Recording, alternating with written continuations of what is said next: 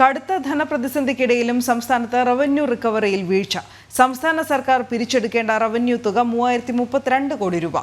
GST, excise, ഗതാഗതം, നിയമം, തൊഴിൽ തുടങ്ങിയ വകുപ്പുകളാണ് കുടിശ്ശികയായ 3032 കോടി രൂപ പിരിച്ചെടുക്കേണ്ടത്. GST, എക്സൈസ്, ഗതാഗതം, നിയമം, തൊഴിൽ തുടങ്ങിയ വകുപ്പുകളാണ് കുടിശ്ശികയായ 3032 കോടി രൂപ റവന്യൂ റിക്കവറി ഇനത്തിൽ സർക്കാർ പിരിച്ചെടുക്കേണ്ടത്.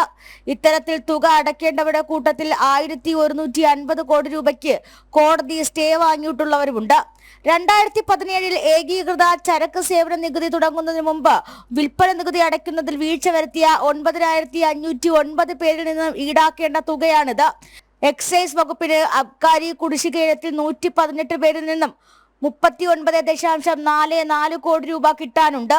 വാഹന നികുതി കുടിശ്ശികയായി ഗതാഗത വകുപ്പിന്റെ ജപ്തി നടപടി നേരിടുന്ന 23,758 പേരിൽ നിന്നും കിട്ടാനുള്ളത് 65.06 കോടിയാണ്.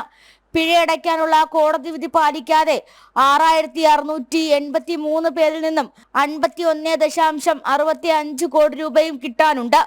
ജനം, തിരുവനന്തപുരം.